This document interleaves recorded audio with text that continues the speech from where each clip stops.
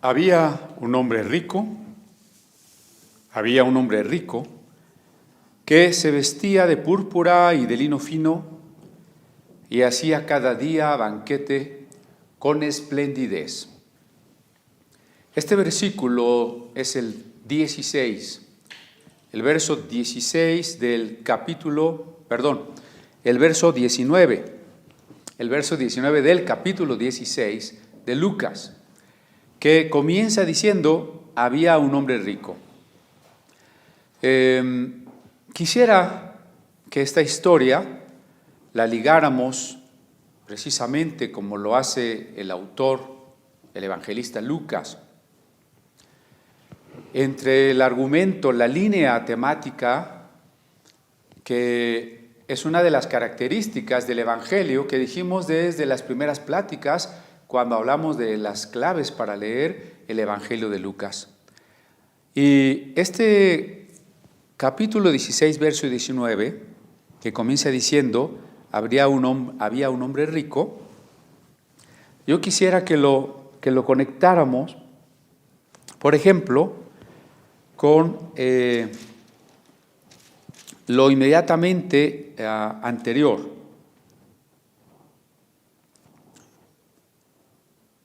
El 16:14. Oían también todas estas cosas los fariseos, que eran avaros, y se burlaban de él. No olvidemos este contexto, porque del verso 14 al 19 son apenas 5 versículos, ¿no?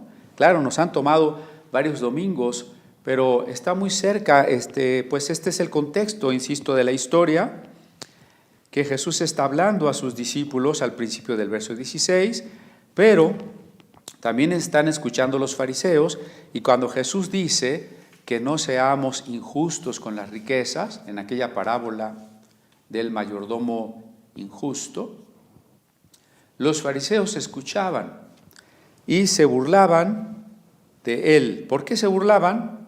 El verso 14 es muy claro: porque eran avaros.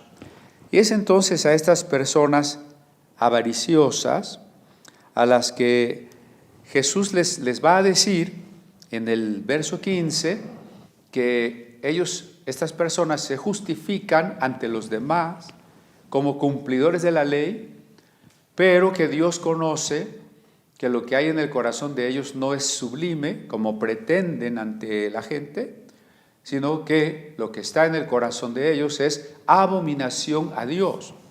Entiéndase, en primer término, la avaricia. Es muy importante que tengamos esto presente, porque es un tiempo en que la Iglesia, en sus distintas ramas, las distintas ramas del cristianismo, está llena de avaricia. Entre los altos jerarcas del catolicismo, en que se maneja una gran riqueza, hay avaricia. Entre los nuevos apóstoles y nuevos profetas, que habría que juzgar primero si son auténticos o no, lo cierto es que hay una gran avaricia en la doctrina de prosperidad, de insistir en que las personas den lo más que puedan, y mientras ellos se llenan de riqueza. Y ya les he leído alguna lista de algunos de ellos, así que no lo voy a repetir. Para Dios es abominación la avaricia. No solo es abominación el asesinato, no solo es abominación la idolatría, no solo es abominación el adulterio, es abominación la avaricia. Y entonces Jesús les dice que ellos que creen cumplir la ley no han entendido que la ley y los profetas anuncian a Jesucristo, pero que aunque el reino de Dios ha aparecido, la ley no pierde su poder de señalar lo que es justo. Pero a pesar de eso, el Evangelio va más allá. El Evangelio va más allá de lo que la ley nos puede exigir. La ley no dice, no hay un mandamiento en la ley de Moisés, y supongo que ninguna ley humana, bueno, la ley de Moisés tiene también su parte humana, pero quiero decir otras leyes otras legislaciones de otros países, no hay ningún precepto o mandato que diga reparte todo lo que tienes y dáselo a los pobres. Sin embargo, este es un mandato del Evangelio. Quiere decir que el Evangelio va más allá que la ley, y ya hemos platicado que el Evangelio no destruye, no abroga la ley en cuanto que no está aquí para violarla, para decir ya pueden pecar. Sin embargo, el Evangelio, la gracia la trascienden, puesto que la ley no nos puede salvar y el Evangelio es la buena noticia de una salvación regalada, de una salvación que por gracia Dios nos otorga, nos brinda gratuitamente en Cristo Jesús. Cuando el Espíritu Santo nos llena, nos capacita para ir más allá de lo que los preceptos, más allá de lo que la ley en su letra nos decía. Así que vamos a ver más textos de Lucas. Esto nos va a servir también de repaso, pero de conexión sobre uno de los temas fundamentales en Lucas. Por ejemplo, me regreso a Lucas capítulo 2 y vamos a buscar el versículo donde los ángeles le dan un mensaje a los pastores. El verso 2:12. No me pasa. Mirad de señal. Hallaréis al niño envuelto en pañales, acostado en un pesebre. Es decir, Jesús nace en la pobreza. No se deje engañar por las predicaciones de prosperidad, de que Jesús era muy rico y Dios quiere que usted sea muy rico. Un niño muy rico no nace en un establo y no tiene por cuna un pesebre.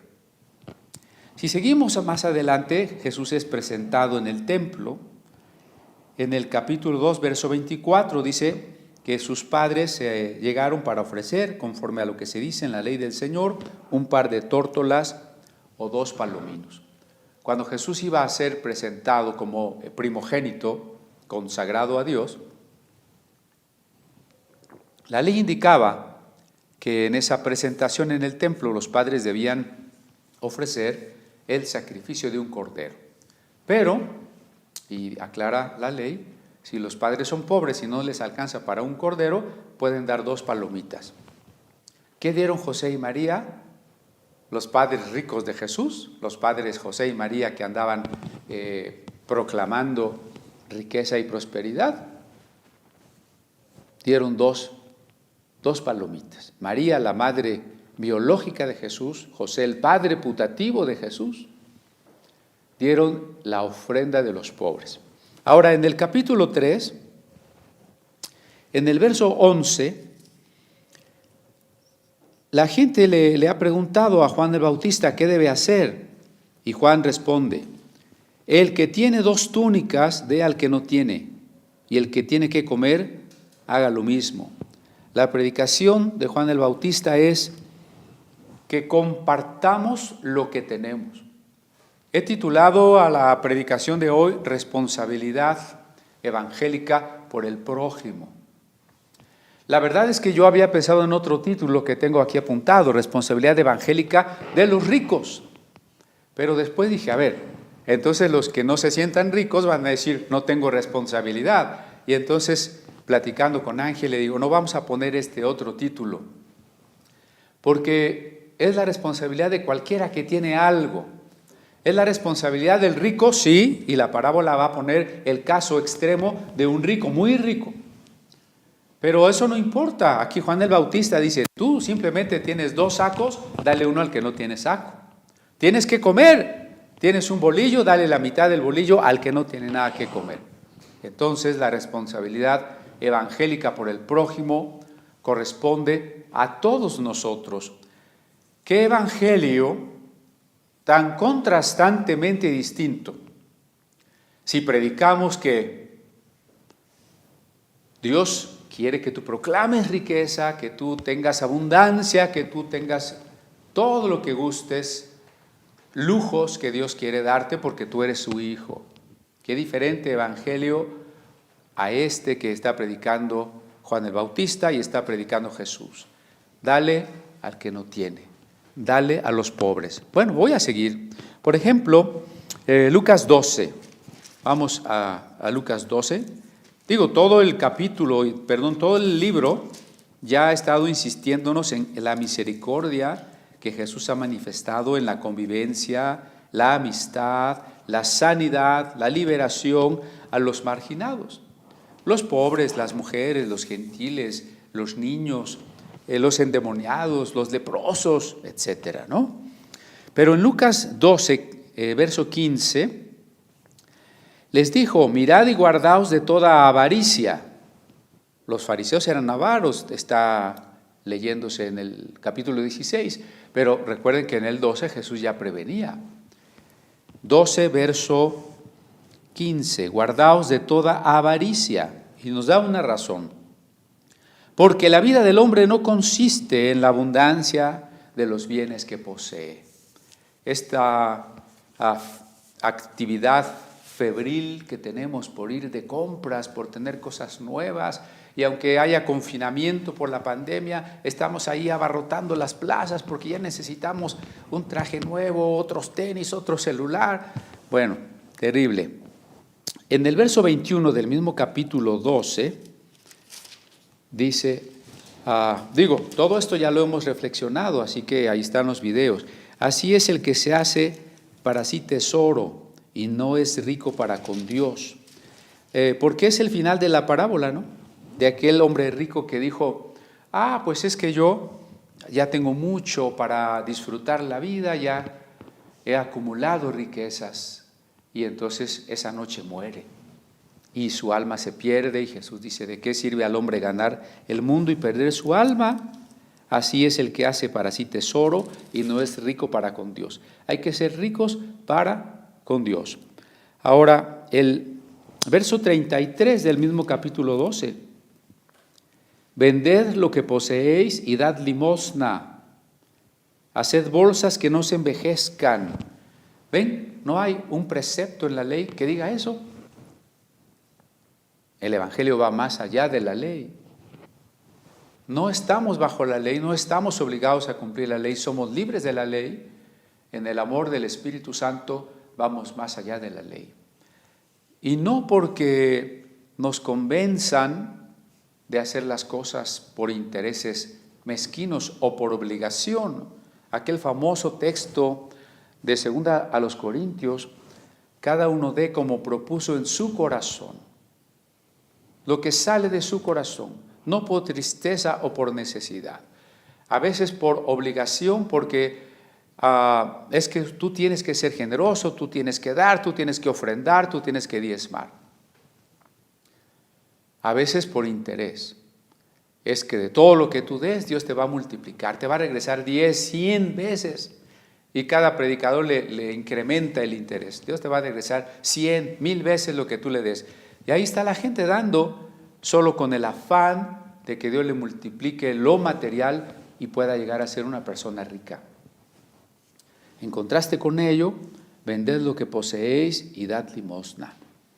Dice el 33. Haceos bolsas que no se envejezcan. Antes las monedas se cargaban en unas talegas, en unas bolsas. Y si se envejece y se rompe, pues quiere decir se me desperdicia el dinero. ¿De qué manera mi tesoro no se va a devaluar, no me lo pueden robar, no se me va a terminar? ¿Cómo es que la bolsa no se va a envejecer? Sigue diciendo el verso 33, tesoro en los cielos que no se agote, donde el ladrón no llega, ni polilla destruye.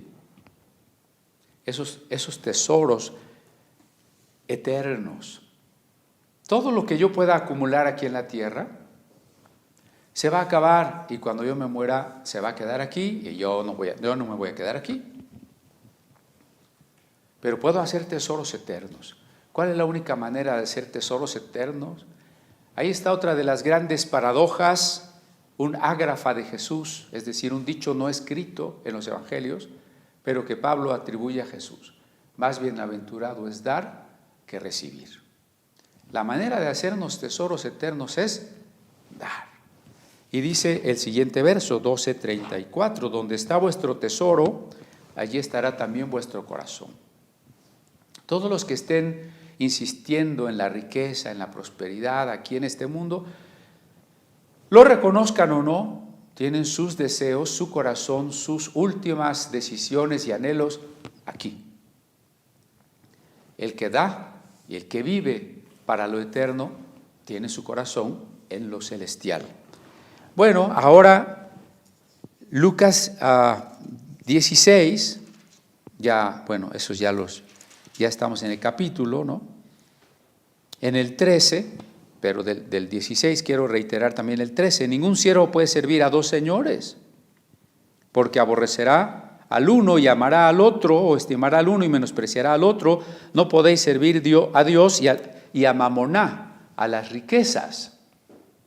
Eso ya lo platicamos, ¿no? Seguramente usted lo recordará.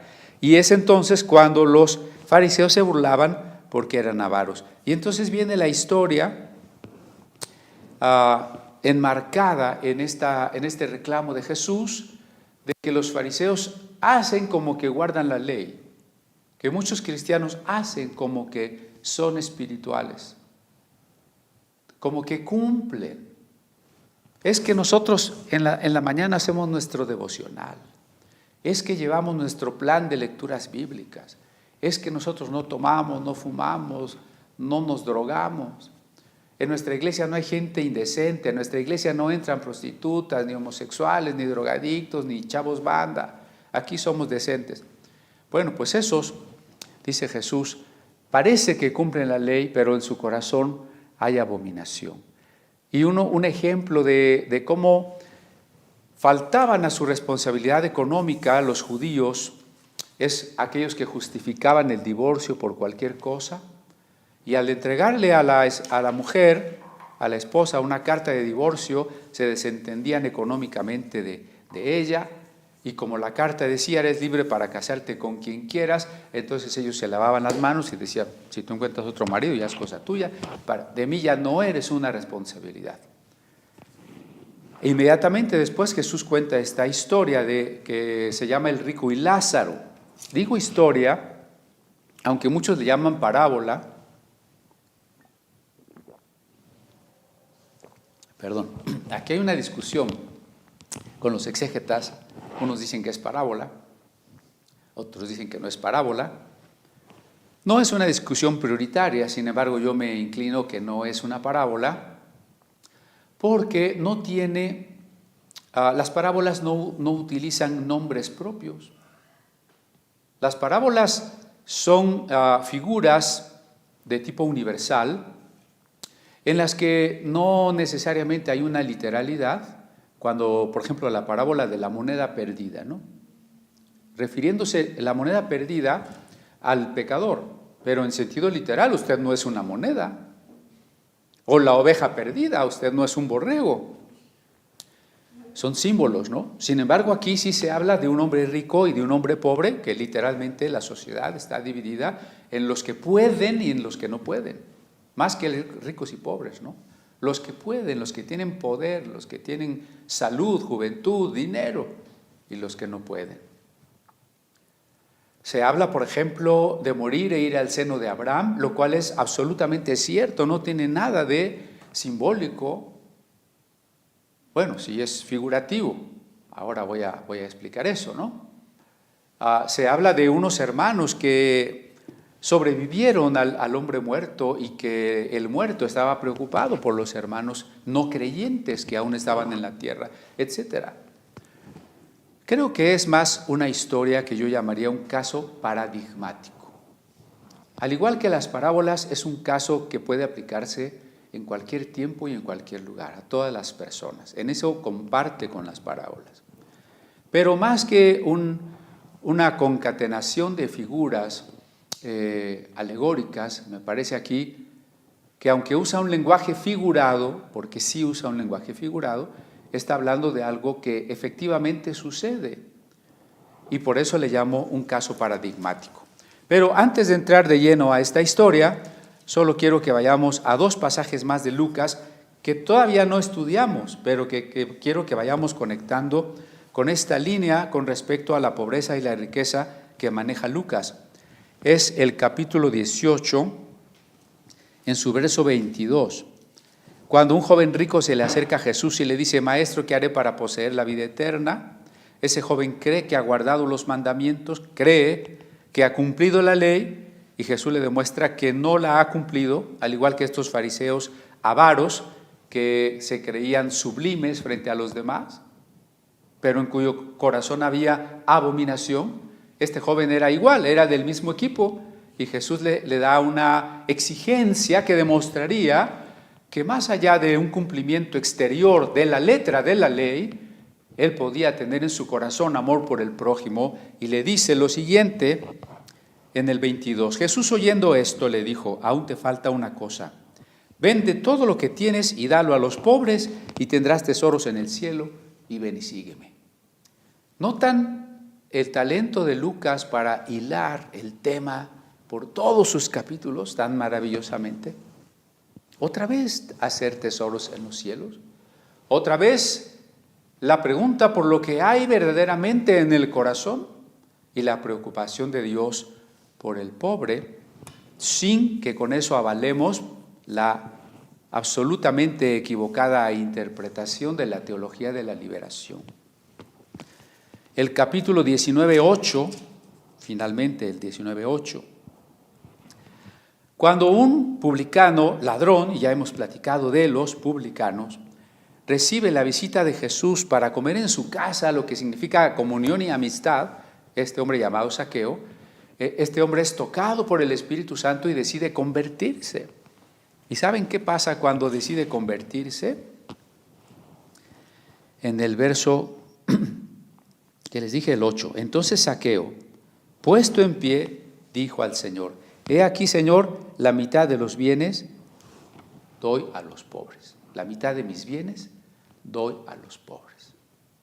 Ahí está la actitud evangélica. Y si en algo he defraudado a alguno, se lo devuelvo cuadruplicado.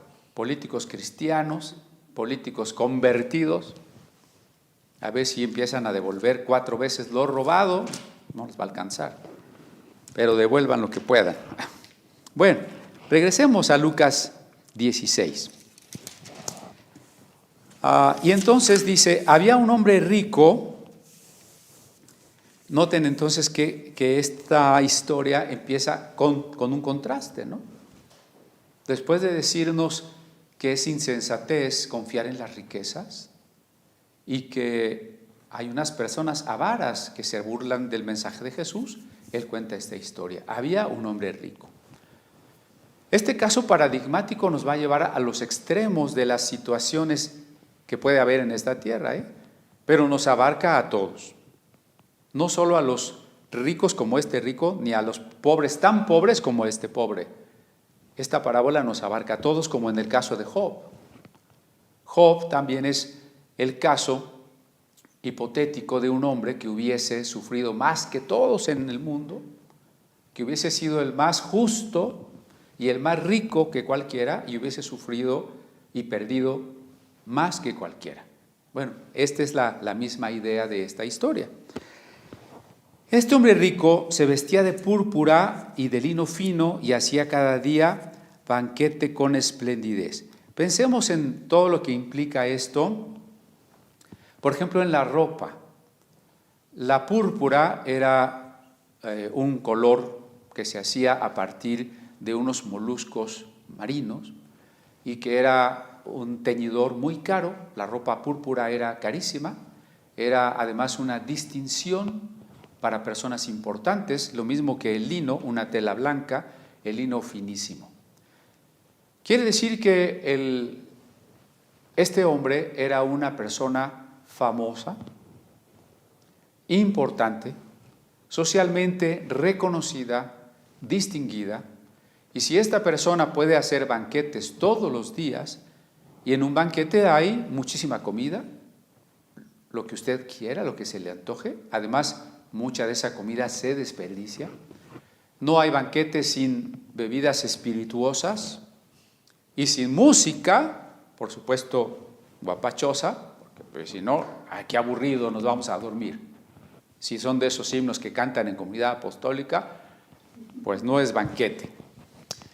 Entonces este hombre está en este contexto que para poder tener esos lujos seguro tenía una gran casa y seguro tenía un buen automóvil jalado por caballos, tenía unas tarjetas de presentación. ¿Quiénes creen ustedes que eran los amigos que iban a esos banquetes? Si él era un hombre importante, ¿quiénes eran esos amigos que iban al banquete? Pues yo le aseguro que los sacerdotes, quizás el sumo sacerdote también era su amigo, como muchos de los obispos y arzobispos de nuestras denominaciones son amigos de los ricos y de los políticos. Por supuesto, los banqueros, los empresarios iban a su casa, era el tipo de sociedad con la que él se codeaba, con los que él convivía. Este hombre rico. Bueno, pues resulta que hoy muchas personas pueden no ser tan ricas como este hombre, pero queremos serlo. Ese es el problema. Los medios de comunicación y todos los anuncios, la publicidad, con la ambientación con que nos anuncia sus productos, nos está prometiendo que es posible para nosotros alcanzar una vida feliz si nosotros entramos a este sistema donde podemos enriquecernos. Las propuestas para enriquecernos son muchas. Por ejemplo, desde las filosofías estas de que los pobres son pobres porque son flojos. Esa es una doctrina, yo diría, demoníaca. Y no dudo que algún pobre sea pobre por flojo, pero eso es una minoría. Los pobres no son pobres por flojos. O la doctrina que dice, bueno, pues es que tú debes de empezar a vender algo en estos sistemas multiniveles de pirámides. Lo que está de moda ahora en la pandemia es, por ejemplo, el dióxido de cloro, ¿no? Allá encontré la manera de vender frasquitos y entonces entrarle al negocio para poderme enriquecer. Porque todas las empresas que manejan multiniveles también los manejan a la par de cursos de cómo tú debes de alcanzar tu sueño, de cómo tú debes ser una persona rica, de que cualquiera que no crea lo que tú vendes o lo que tú quieres alcanzar es un mediocre y no debes permitir que te estorbe en tu sueño. Así que te ponen ahí algunos que ya han logrado la riqueza y cuántos premios, cuántos viajes se han ganado. También, y los cristianos pues no estamos exentos de la avaricia, que es un gran pecado. Todas las personas que desde los púlpitos prediquen la doctrina de prosperidad, de que Dios quiere que usted sea rico, son personas en cuyo corazón hay una raíz de avaricia. Y todos los cristianos que creen esas doctrinas, a pesar de que las aceptan muchas veces por ignorancia de la palabra de Dios, están revelando que hay raíz de codicia, de avaricia en su corazón. Y todo aquel que ofrenda solo porque espera que Dios le retribuya muchas veces más lo que él ha dado, también lo está haciendo por avaricia. Así que el hecho de estar confinados y en riesgo de muerte en una pandemia no ha hecho que desaparezca la avaricia de las personas. Los grandes laboratorios internacionales que hayan logrado crear una vacuna no la van a regalar ni la van a vender ahí a los pobres, la van a vender a los gobiernos, porque para ellos esto es un gran negocio. Mucha gente, la violencia ha crecido porque ahora los ladrones tienen que buscar nuevas maneras de cómo pues obtener lo que antes obtenían cuando la gente andaba en la calle. Bueno, hasta hay falsas empresas que ofrecen tanques de oxígeno. Usted deposita y nunca llega el oxígeno porque esa empresa no existe. Es terrible ver que el corazón del hombre, aún en situaciones extremas como esta, pues no va a cambiar. Entonces, la riqueza es un espejismo. Hay que entender esto, ¿no? La riqueza nos permite la diversión. Mucha gente quiere el dinero para divertirse. Los jóvenes quieren dinero, necesitan dinero para irse a los antros, para consumir drogas, para pues salir con muchachas o tener un buen carro. Necesitan dinero. La palabra divertirse en su original, en su etimología, viene de divergir, es decir, de separar algo. Y en este sentido, la diversión es algo que escinde, que separa a la persona en pedazos, porque no le permite concentrarse y conservarse en el núcleo de lo que debe de ser.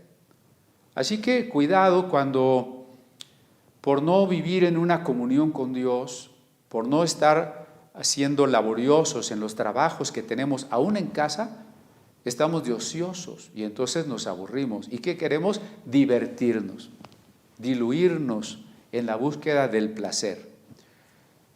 Decían por ahí que la riqueza no es la felicidad, pero es lo que más se le parece. Sí, pero por eso no deja de ser un espejismo. Personas muy ricas, actrices muy famosas, se han suicidado, han vivido en depresión, han dependido de medicamentos psiquiátricos, a pesar de tener aquello que el pobre cree que es la felicidad. Esto que nos vende la televisión y las revistas de modas y de sociedad y de la vida de los actores y actorcillos y actorcillas de las telenovelas, es un espejismo que nos promete que sigamos ese modelo de vida y seremos felices. Por supuesto, por más que nos esforzáramos, nunca vamos a llegar a tener ese modelo de vida. Nunca vamos a llegar a ser tan ricos como ellos, ni tan famosos, ni tan guapos siquiera. Sin embargo, el mantenernos en esa búsqueda le conviene al sistema, porque entonces estamos comprando y estamos haciendo todo lo que ellos quieren que hagamos y jamás vamos a despertar a una conciencia transformadora. Bueno, había ese hombre rico y el verso 20 dice, había también un mendigo llamado Lázaro que estaba echado a la puerta de aquel lleno de llagas. Ese hombre rico tenía una gran casa. Aquella casa tenía una puerta seguramente grande y elegante. Solamente que había una persona que pues los encargados de la alcaldía no se habían podido llevar y estaba allí afeando la calle, afeando la fachada de la casa del rico. Un limosnero que se ponía exactamente allí en la puerta de la casa del rico. Así como usted no va a ser tan rico como este rico, tal vez tampoco seamos tan pobres y los que nos rodean no sean tan pobres como este pobre. Pero recuerde que usted y yo estamos incluidos en esta historia. Bueno, ¿por qué es importante entender que este hombre estaba echado a la puerta del hombre rico? Porque es un prójimo.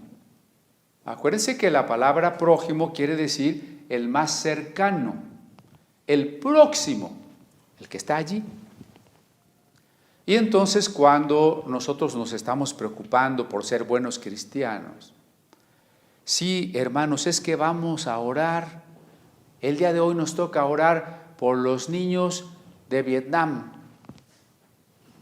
Bueno, esos no son los más cercanos. Usted tiene que preguntarse quién es la persona más cercana, quiénes son las personas cercanas a usted.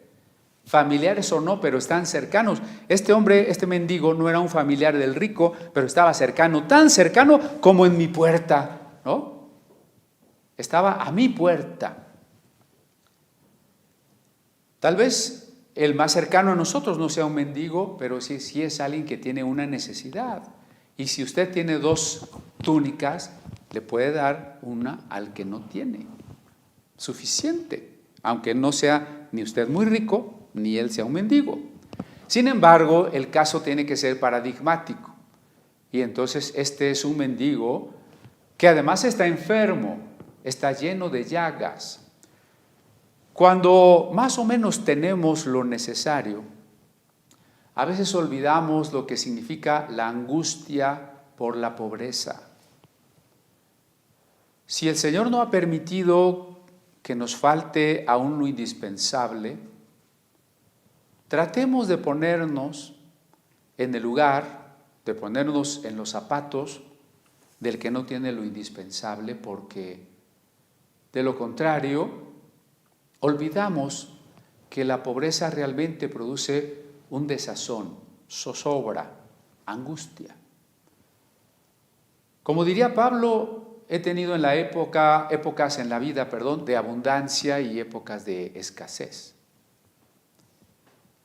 Y en la niñez, pues, vivimos algunas épocas de escasez, de no tener para el camión, de no tener más que para algunos bolillos, bueno, no les cuento porque no es el punto, ¿no? Pero sabemos de esa escasez. Claro, esa escasez fue muchas veces acompañada, a pesar de una alegría. Pero cuando finalmente tenemos, parece que olvidamos qué se siente no tener. ¿Qué se siente ir por la calle y decir, ojalá me encontrara un billetito, porque no tengo nada?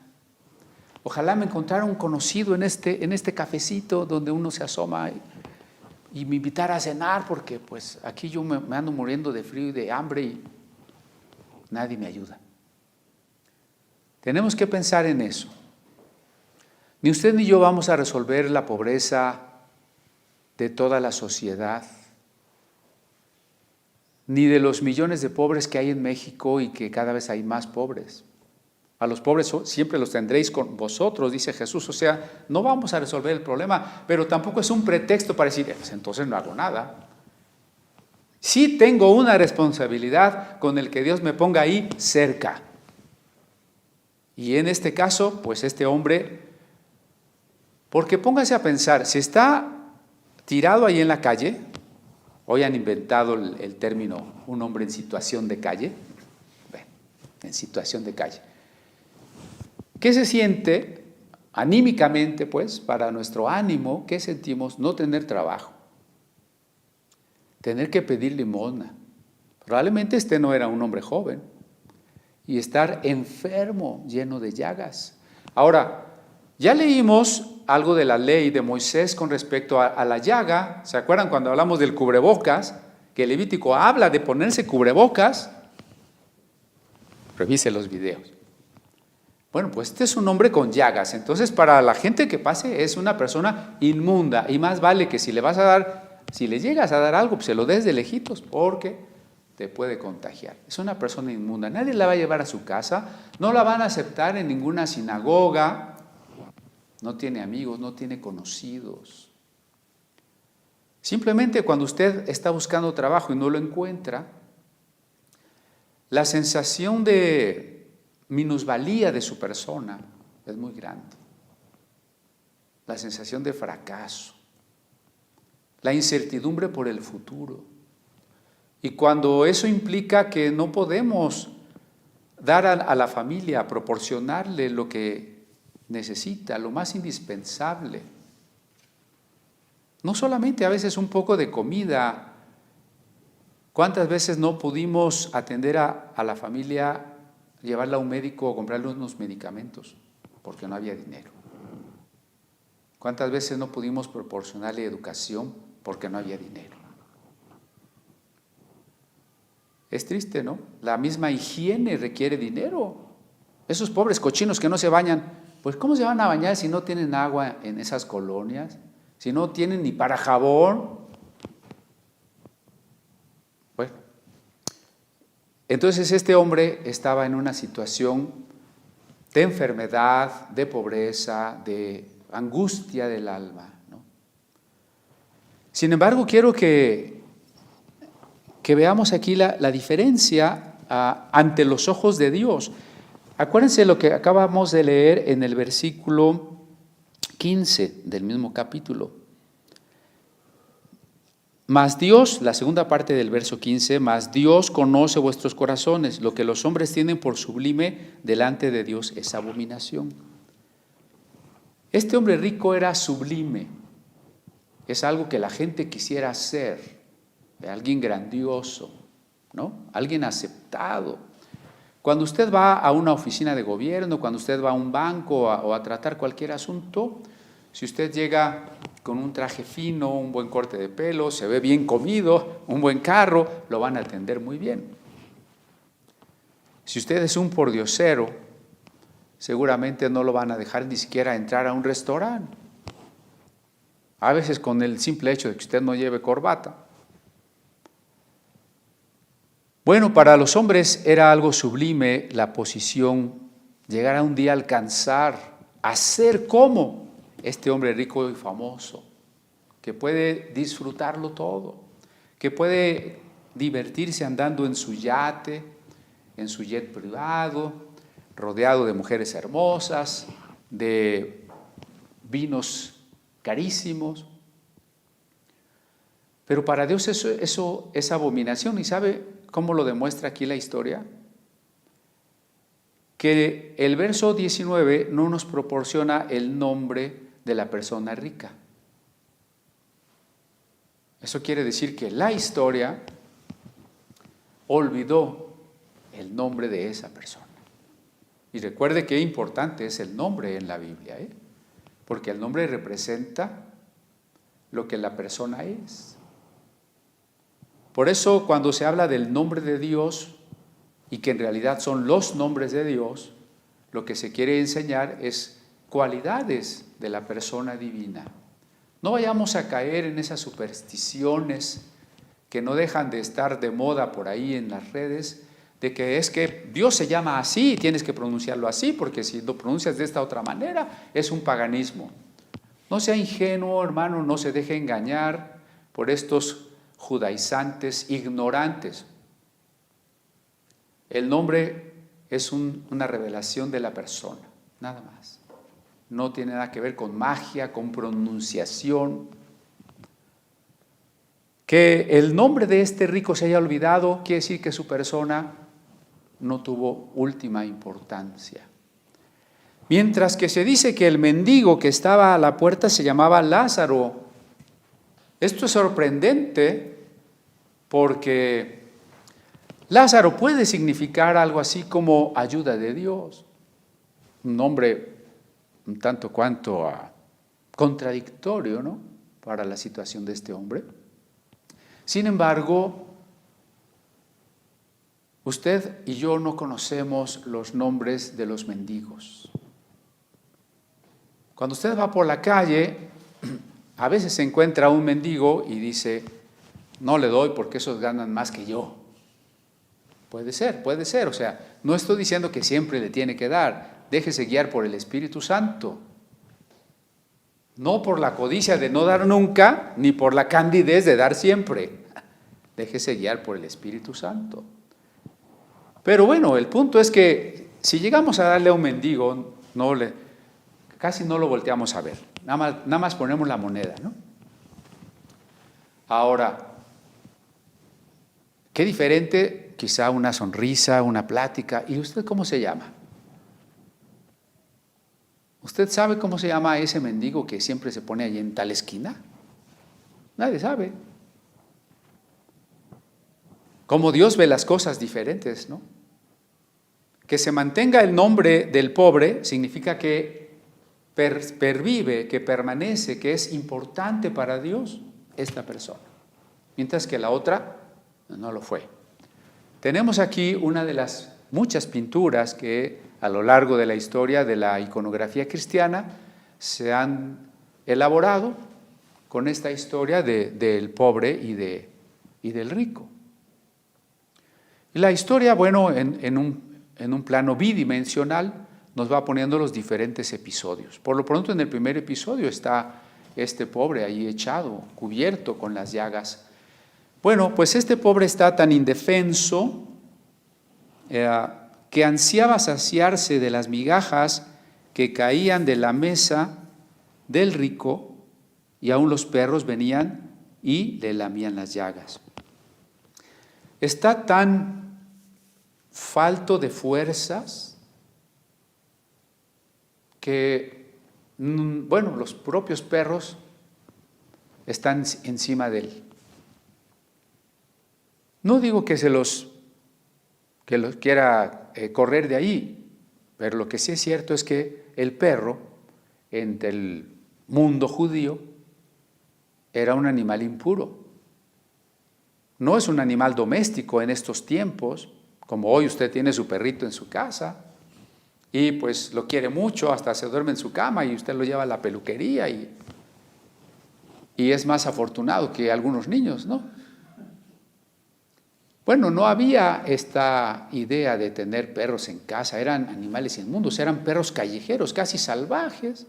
Sin embargo, bueno, pues ahí están con Lázaro, conviviendo en el desprecio social para Lázaro y los perros. Y los perros pues chupan las llagas supurantes de este hombre. Ahora, este hombre quisiera comer las sobras, porque les dije que en los banquetes siempre se desperdicia comida. Parece hasta de alta etiqueta que una mujer educada pues no se coma todo, ¿eh? Apenas pellizca y ya. Entonces, ¿sabes qué mujer tan fina? No debemos hacer eso. Debemos valorar la comida, no desperdiciar la comida.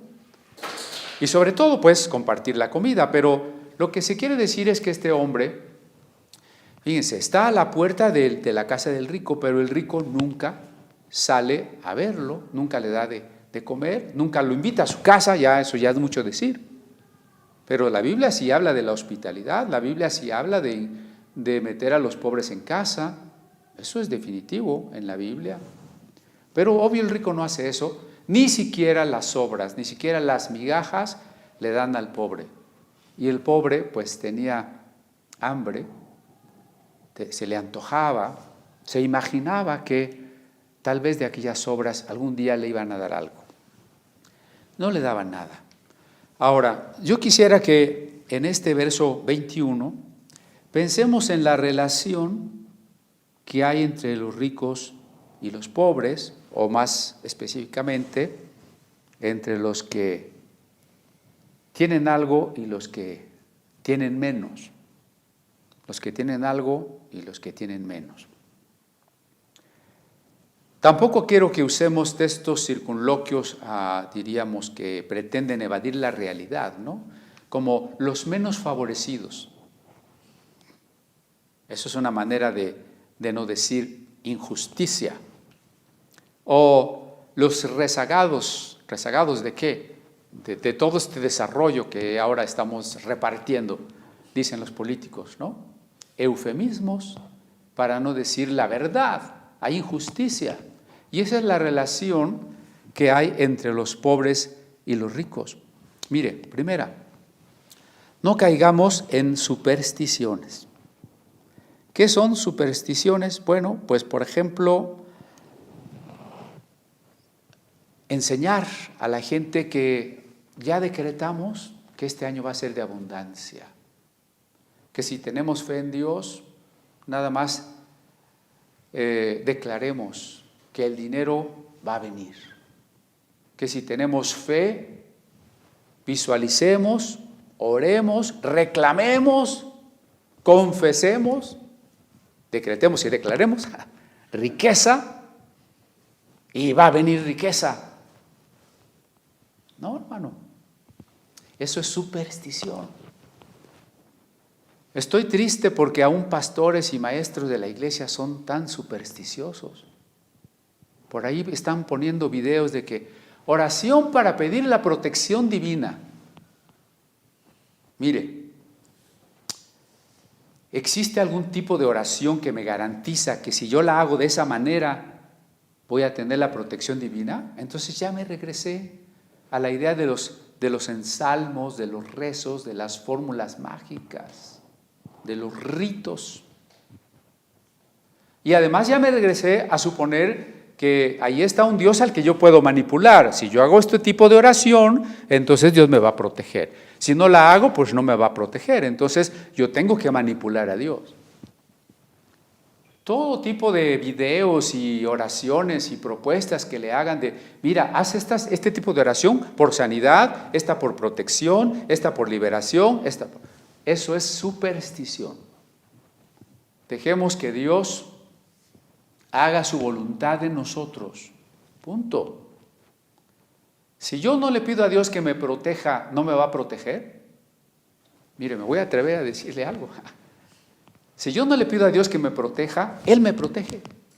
Porque Él es omnisciente, Él es omnipresente y yo soy su hijo. Lo que Dios quiere de mí es que yo esté dispuesto a hacer su voluntad. Dios no quiere que yo le haga oraciones que lo obliguen a hacer tal o cual cosa. Los paganos desde la antigüedad antigua hacían sacrificios para que los dioses les fueran propicios, les fueran favorables. Y cuando nosotros caemos otra vez en el mismo tipo de oraciones, nos estamos regresando a la antigüedad antigua, ¿no? Qué triste es, pues, que en el mundo cristiano esto siga siendo frecuente. No, la pobreza no es un asunto de falta de fe, la pobreza no es una maldición, la pobreza no es que el diablo me arrebató lo que debía ser mío y yo tengo que reprender al diablo y arrebatarle y recuperar lo que es mío. La pobreza es el resultado de una relación social, la relación que se determina por cuánto de los bienes hay y cómo se reparten, nada más. Ahora bien, la repartición, la producción y la repartición de los bienes está en función de cómo se estructura la sociedad, del gobierno de la sociedad, de las personas que verdaderamente tienen el poder. Si yo tengo el poder para pagarle muy poco a los trabajadores, yo cada día me enriqueceré. Si yo tengo el poder para dictar leyes que hagan que todas las cosas queden igual porque todo me está favoreciendo para que yo día con día me enriquezca, pues seguiré siendo yo más rico y los pobres más pobres. Si yo puedo establecer leyes y también fuerza política, policíaca y militar para que los pobres nunca se puedan levantar contra mí, ni siquiera a veces hacer huelgas ni exigir sus derechos, si puedo incluso que ni hagan un sindicato, pues entonces cada vez los pobres van a ser más pobres. La pobreza y la riqueza son una injusticia social. Ahora, esto no lo dice Carlos Marx y Vladimir Ilich Lenin o Engels en primer lugar, sino los profetas de la Biblia. Usted ya está leyendo este año al profeta Amós, al profeta Oseas. Y el profeta Amós es de los más contundentes, que advierte, que denuncia la injusticia, que habla contra los ricos injustos, los gobernantes y hasta los líderes religiosos. La verdadera profecía, el verdadero profeta, es aquel que denuncia el pecado en el presente. El profeta no se la pasa vaticinando acerca del futuro. El verdadero profeta tiene un mensaje en primer lugar para el presente. Y en el presente es una denuncia del pecado y fundamentalmente de dos pecados. Ahora que usted está leyendo los profetas, podrá corroborar esto que le estoy diciendo. Los profetas del siglo VIII antes de Cristo, que son los que usted está leyendo ahora, Amós, Oseas, Isaías, del 1 al 39, denuncian dos pecados fundamentales. La idolatría, que es poner cualquier cosa antes que Dios, No tiene que ser de yeso ni de piedra. Cualquier cosa que ponemos en el corazón, en la vida, en el esfuerzo, en el tiempo antes que Dios, ídolo. Segundo pecado, la injusticia social. Isaías 58, que ya es un profeta de otra época del exilio, dice: el verdadero ayuno es que no oprimas al pobre, que des lo que le debías a quien le debías, que ayudes y repartas tu pan y tu casa, recibas al pobre en casa. Ese es el verdadero ayuno. No esa espiritualidad de encerrarse y decir: yo ya cumplí con Dios. ¿Es importante la vida espiritual privada? Por supuesto que sí. Esa debe ser constante, incesante. Sin embargo, mientras no hacemos algo por el prójimo, por eso decía que la responsabilidad es de todos. Yo no soy un gran empresario, pero sí tengo algo que dar. Y sí tengo un prójimo, y sí voy a tener ahora o mañana y pasado mañana alguien aquí cerca de mí a quien yo tengo que ayudar. Y si no lo hago, esta denuncia profética también va contra mí. Así que no nos dejemos engañar con que los verdaderos hijos de Dios que tienen fe son bendecidos con riqueza. Y los pobres son pobres porque no tienen fe, porque traen una maldición generacional. Todo eso es mera superstición. Yo decía que ahora en la pandemia la gente no ha dejado de ser avariciosa. Miren, hay instituciones bancarias y crediticias que están elevando sus intereses a 70%. Y si usted ve las casas de empeño, usted quiere ir a pignorar sus bienes, 200%. En plena pandemia, donde la gente tiene gran necesidad, no tiene trabajo, se está muriendo, hay que cobrarles del 70 al 200% por un préstamo. Bueno, los publicanos se quedan chiquitos, ¿no? Frente a esta barbaridad que estamos viviendo ahora. En otras palabras, ¿cuál es la causa de que haya pobres y de que haya ricos? La causa fundamental es la falta de amor. Es decir, este es un pecado. Que haya pobres y ricos es un pecado social. No limitemos el pecado al ámbito privado, al ámbito individual. Pecado es si yo hago. Sí, por supuesto que eso puede ser pecado. Pero el pecado tiene resonancias sociales en todos sentidos, ¿no? Desde la afectación o la destrucción de la familia hasta las guerras. Pero en el ámbito económico también el pecado tiene sus repercusiones, porque es la ambición, es la acumulación de riqueza, es la explotación del pobre, es no pagar lo justo, es no devolver lo que yo tendría que haber devuelto, es no haber prestado sin cobrar intereses. Todo eso, todos esos pecados, que son los que sostienen el sistema financiero perverso global, tienen como causa la falta de amor. Entonces, reconozcamos a un verdadero profeta. Cuando en algún medio de la radio o la televisión, como canal enlace, se presente un supuesto profeta, usted nada más ponga atención. Si esa persona habla clarísimamente contra los pecados, habla de arrepentimiento y habla de injusticia social, es un profeta. Si esa persona solo habla de dar y de pactos y de abundancia y de éxito, es un falso profeta. Ya, no hay nada más que decir. También dice el texto que si lo que el profeta dice no se cumple, entonces no es de Dios. Pastores y profetas anduvieron profetizando que Trump se iba a reelegir. Pues no se reeligió. Digo, y si viene un golpe de Estado, eso será otra cosa, no una reelección. Su profecía no se cumplió. Yo no sé por qué mucha gente continúa siguiendo a esos predicadores cuando esos y otras cosas que han anunciado son manifiestamente falsas.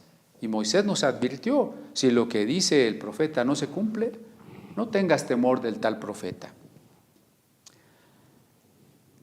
Antes de pasar a lo que sigue, quisiera decir también que esta situación del hombre que está ahí necesitado, pues es también la situación de muchos hoy que están enfermos, que están contagiados por esta pandemia, pero también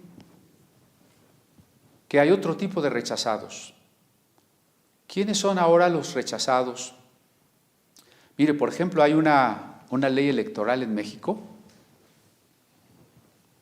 que los partidos están obligados a escoger algunos candidatos de las minorías sexuales. Pues esto es tan contradictorio que ahora las minorías sexuales son los heterosexuales.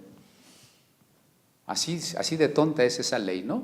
Pero lo que está manifestando es que ahora hay un tipo de discriminación y de marginación diferente. Y estamos hablando de que Lucas tiene eso en cuenta, porque Lucas no va a dejar de lado en otros pasajes, unos que ya hemos visto, como el de no temáis los que matan el cuerpo, y otros más adelante, de que también los discípulos seremos perseguidos, marginados y despreciados por causa del nombre de Jesucristo.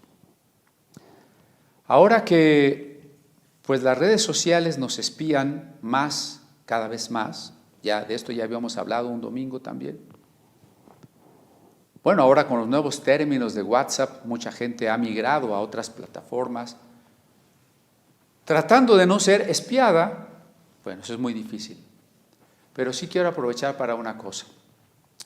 Entre el avance de las tecnologías que nos tienen perfectamente ubicados, domicilio, teléfono, amigos, mensajes, gustos, compras, deudas, etcétera, etcétera, también quisiera decir que las ideologías predominantes ahora de género, de feminismo, abortistas, relativistas morales, posmodernistas, poco a poco están estableciendo leyes, actitudes, exactamente como cuando el nacionalsocialismo iba en ascenso en Alemania. Poco a poco se va cooptando el pensamiento de la gente. El Museo de Memoria y Tolerancia es un museo para que salgas convencido de que esas minorías son las buenas y hay que perseguir a todos los que son diferentes. Así de paradójica está la cosa. Entonces vamos a llegar a un punto de persecución más abierta. Por lo pronto, donde te censuren o te quiten la posibilidad de comunicarte a través de las redes. No se extrañen si un día el canal de Comunidad Apostólica fue cancelado de YouTube. Les recomiendo que guarden todos los videos que puedan, así en video o en audio. Estamos viendo formas de tener una plataforma donde a pesar de que nos cancelen, usted siga recibiendo el mensaje. Bueno, si al presidente de Estados Unidos le quitaron el WhatsApp y le quitaron el Twitter y todo eso, pues ¿qué se espera para usted y para mí, no? Y a eso seguirá una persecución abierta ya física, de meterlo en la cárcel, de multarlo, de clausurar iglesias. Viene pronto y muy pronto. Entonces yo quiero reiterar eso para decirle que usted debe de integrarse a las células. Cuando en Argelia estaba la dominación francesa y los argelinos intentaron independizarse, el ejército francés pues era muchísimo más poderoso que el de Argelia, pero ¿saben por qué no pudieron sofocar los intentos de independencia de Argelia? Porque los argelinos estaban organizados en pequeños grupos, en células. Y bueno, cuando lograban destruir, ubicar una célula, pues no podían hacerlo con todas las demás. Usted debe de integrarse a una célula. Espero que todos se integren a una célula. Damos la bienvenida a hermanos que se han estado uniendo a la iglesia y que así lo han expresado claramente, como la hermana Alma Rivera o el hermano Gabriel Vega, que quiere integrarse a una célula. Envíenos también su teléfono o su correo para que podamos comunicarnos e indicarles claramente, por si no tuviésemos sus datos. Tenemos que integrarnos a una célula, y les he dicho, porque hay tipos de condiciones, circunstancias que podrían hacer difícil la reunión digamos, normal como sería agradable tenerla, ¿no? Qué bonito sería tener un hermoso templo y todos estar juntos, pero las distancias son un primer obstáculo. Cuando hay un terremoto, un desastre natural, es un obstáculo. Cuando hay un confinamiento, una cuarentena como esta, hay otro obstáculo. Cuando venga la persecución y se prohíban esas reuniones, será un gran obstáculo. Y todas esas circunstancias las podemos enfrentar si estamos organizados, sabemos en qué grupito estamos, quién nos va a estar pasando las noticias, cómo va la cadena de transmisión de todo lo que debemos enviarles y decirles, ¿no? Quisiera insistir en ello porque este hombre tirado a la puerta, lleno de llagas, puede ser usted y puedo ser yo en las circunstancias que se avecinan. Tengo aquí dos Biblias, dos Biblia Pauperum, dos Biblias de los pobres. En la Edad Media, que la mayoría de la gente no sabía leer, se hicieron Biblias con dibujos, algo de texto en latín para quien diera la explicación, y se enumeraban láminas, no demasiadas, láminas con historias del Antiguo y del Nuevo Testamento, para, con imágenes, platicarle a los pobres algo del texto bíblico, ¿no? Por supuesto, esto no es equivalente a una lectura completa del texto sagrado, mucho menos a la posibilidad de que cada quien pudiera directamente leer el texto, pero la injusticia en la Edad Media se reflejaba, entre otras cosas, entre que más del 90% de la gente no sabía leer. A veces ni los reyes, no solo los pobres. Pero se desarrollaron estas hermosas Biblias. Aquí tenemos dos facsimilares del siglo pasado y antepasado de estas Biblias medievales que fueron las Biblia Pauperum, es decir, Biblia de los pobres. Vamos a leer el verso que sigue, del capítulo 16, el verso 22. Aconteció que murió el mendigo y fue llevado por los ángeles al seno de Abraham, y murió también el rico y fue sepultado. Ese texto es el que vamos a tener en griego por ahí en la pantalla, el 16:22. Lo voy a leer ahora en el griego. Εγένετο de αποθάνειν τον πτώχων και απενεχθήνε αυτό υπό των αγγέλων εις τον κόλπον Αβραάμ. Απέθανεν δε εκεί ο πλούσιος και ετάφη. Despacito. Εγένετο de αποθάνειν, sucedió entonces que al morir ton ptojón, el pobre, que apenechthine αυτόν υπό τον άγγελον εις τον κόλπον Abraham, y ser llevado por los ángeles al seno de Abraham, apézanen de Quioplusios, murió también el rico, que Etafi, y fue sepultado. En los primeros versos, excepto porque el nombre del mendigo se conoce, Lázaro, parece que la importancia recae en el hombre rico, ¿no? De hecho, así empieza la historia. Había un hombre rico y se habla de sus fiestas y de su ropa. Luego se habla del pobre, pero ahora se invierte. Este pasaje, esta historia es una historia de inversión. Hay una inversión en muchos sentidos que iremos comentando. Este verso es el último que voy a comentar hoy, no nos va a dar tiempo de más. Pero voy a traducir lo que me parece mejor, porque aquí en la de Biblia de Casiodoro dice, aconteció que murió el mendigo y fue llevado por los ángeles. Pero yo lo encuentro aquí en infinitivo en griego y yo lo traduciría mejor así.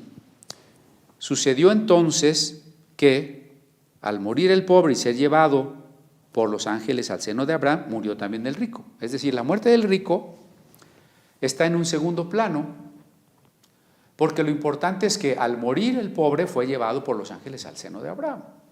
Y mientras ese suceso glorioso acontecía, se murió el pobre y escuetamente fue sepultado. En griego hay una sola palabra para decir fue sepultado, etafi, o sea, ya, se acabó el pobre, el rico, ¿no?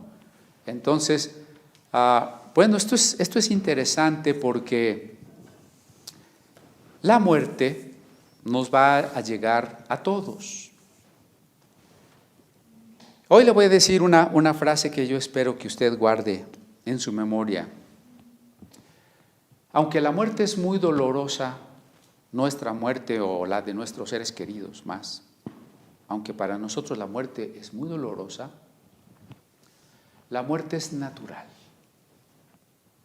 La muerte es un suceso natural, normal. Hay que decirlo así, fríamente. ¿Por qué es importante decirlo así? Porque muchos creen que la muerte es una gran calamidad, una gran desgracia. Y por supuesto, si consideramos que es una gran desgracia, así la vamos a enfrentar. Otros consideran que la muerte es una maldición, la muerte es demoníaca, la muerte es una señora, la muerte es un esqueleto con su guadaña, entre paréntesis, todos traemos uno adentro. La muerte no es un demonio, la muerte no es del diablo, la muerte no es una desgracia, la muerte es algo natural. Bueno, ahora sí, me van a excomulgar, perdónenme. ¿Por qué digo que es algo natural? Pues porque no somos eternos, el único eterno es Dios. Si todo lo creado es temporal, pues tiene que desaparecer. Y si usted pretende ser eterno, pues que quisiera ser entonces como Dios. Por supuesto que sabemos que no somos eternos, pero a veces no somos tan conscientes de ello. Hay que asimilarlo muy bien. Yo no soy eterno, yo soy temporal, yo soy pasajero. Así que la muerte es natural. Y si me estoy muriendo, está bien, es natural, eso tiene que pasar. Oiga, pastor, ¿no será que está usted hoy muy insensible? Mire, vamos a ver algunos versículos. No quiero decir que buscamos la muerte ni que amamos la muerte, ¿eh? Por eso también este es el momento de insistir, como otras ocasiones, en cuál debe ser nuestra conducta en esta pandemia. Acompáñeme a Isaías 26:20. Porque la gente dice es que ya estamos cansados de estar encerrados, y otros, incluso pastores e iglesias, están diciendo es que el gobierno nos tiene encerrados, ya no queremos estar encerrados, el gobierno nos está prohibiendo reunirnos, tenemos que reunirnos. ¿Qué dice Isaías 26:20? Anda, pueblo mío, entra en tus aposentos, cierra tras ti tus puertas, escóndete un poquito, por un momento, en tanto que pasa la indignación. No digo que este versículo es una profecía de la pandemia, nada que ver. Lo que estoy diciendo es que tenemos que recibir la sabiduría de Dios para saber cuándo actuamos, de qué manera. Hay batallas que hay que presentar, hay batallas que sabemos perdidas y no tenemos que presentar por el momento. Hay veces que tenemos que hablar. Dice Eclesiastés, hay tiempo de callar, hay tiempo de sembrar y hay tiempo de cosechar. Bueno, este es un tiempo que nos ilustra perfectamente este versículo 20. Pueblo mío, entra en tus aposentos, cierra tus puertas, escóndete un poquito, por un momento. Nos falta todavía para que esto se acabe. Así que le recomiendo que se mantenga hasta donde más le sea posible, recluido. ¿Por qué? Porque no somos inmortales. La muerte es natural, sí. Sin embargo, decía yo, no la deseamos.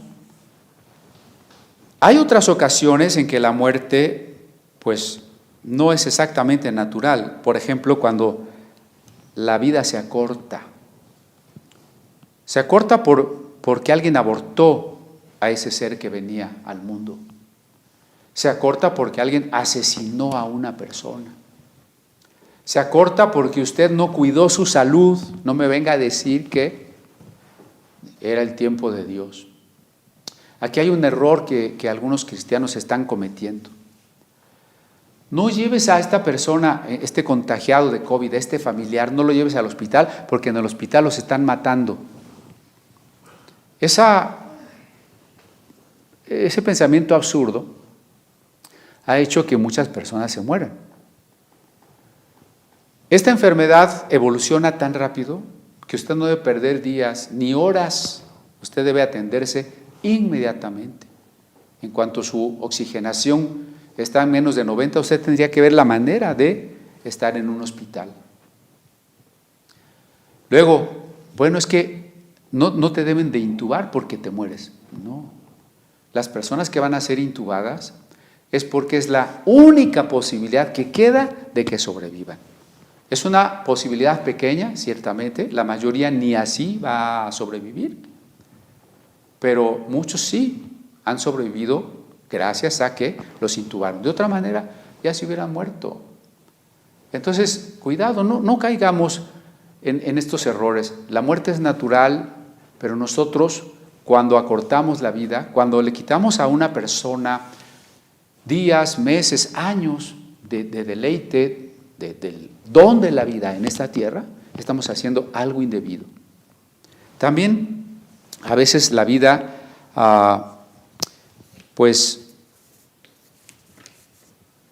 ¿en qué sentido, más bien la muerte, en qué sentido dice la Biblia que la paga del pecado es muerte? Si yo estoy diciendo que la muerte es natural, no hay versículos que parece que la muerte es un castigo por el pecado. Sí, pero ¿en qué sentido la muerte es un castigo por el pecado? No la desaparición del ser finito, eso es necesario en la definición del ser temporal, que deje de existir. Pero si el ser temporal, el ser finito que soy yo, me mantengo en comunión con Dios, tengo una promesa que es la resurrección. En cambio, cuando la muerte llega y yo no quise tener comunión con Dios, cuando yo no quise aceptar su regalo de vida eterna, entonces efectivamente la muerte como algo definitivo, y aquí es donde está el punto importante, cuando la muerte se convierte en lo definitivo, es una muerte eterna. Y es eterna porque yo me he separado de Dios. Ahí es donde la muerte es una paga del pecado. Pero por el contrario, cuando la muerte llega al tiempo en que mi cuerpo ya no puede más, cuando la muerte llega porque alguien me va a matar por Cristo, entonces debo asumirla y esperarla con gozo, con gozo. Si es mi muerte, pero también si es la muerte de un ser querido. Vamos a Apocalipsis 14:3.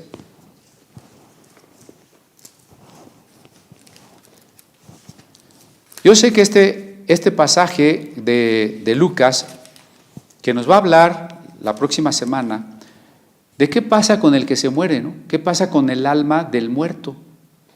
Y por eso vamos a ver los dos destinos, el del rico y el del pobre. Y vamos a ver que no es exactamente porque era rico y era pobre que uno se salvó y otro no. Eso lo vamos a ver.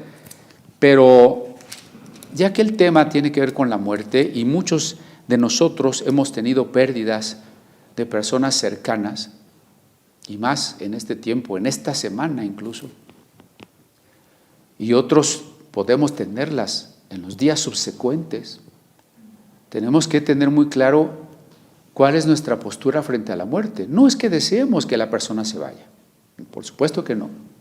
No es que nosotros ya nos queremos morir o nos vamos a suicidar, no. No es que nos va a dejar de doler la partida de alguien. Jesús lloró cuando su otro amigo Lázaro se murió, sí. Pero, ¿qué es la muerte? Ahí en Apocalipsis 14 dice el verso 13.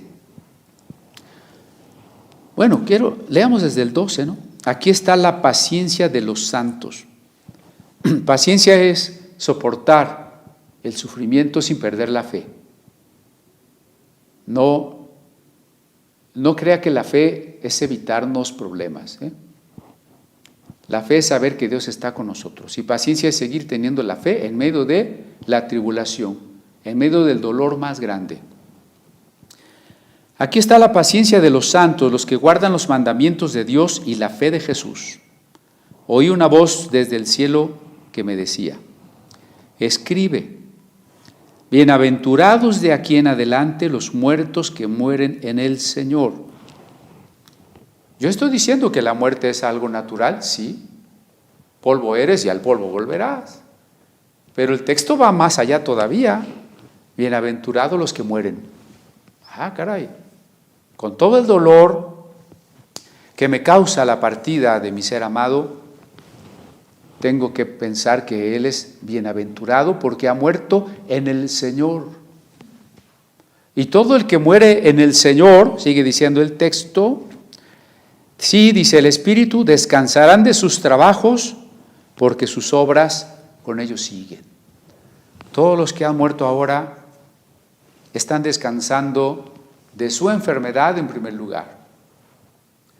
Están descansando de la maldad que se multiplica en este mundo, de la tristeza y la congoja que nos da cada día vivir a las puertas de Sodoma. Ellos ya están descansando. Sus obras siguen, es decir, Dios no olvida lo que hicieron. Lo que ellos hicieron por el Señor, esos tesoros en el cielo de los que hablamos al principio, ahí están. Son para siempre. Ahora sí van a tener una vida eterna, no porque nos queramos hacer como Dios, sino porque en la comunión con Dios Él nos está compartiendo siempre, eternamente, de su existencia, de la subsistencia que en sí mismo tiene Dios, decía Nezahualcóyotl, el que se inventa a sí mismo, nos comparte su vida eterna. Estos días, hermanos, hemos llegado a más de 140,000 muertos. Tenemos una tasa de letalidad en México de 9, prácticamente 9%. Eso quiere decir, de cada 100 personas que se contagien, 9 se van a morir. Es una tasa más alta que en la mayor parte del mundo. Estamos aquí en México. Esto es la realidad que tenemos que reconocer. Tenemos, en estos últimos días, hemos llegado hasta más de 20,000 contagios por día.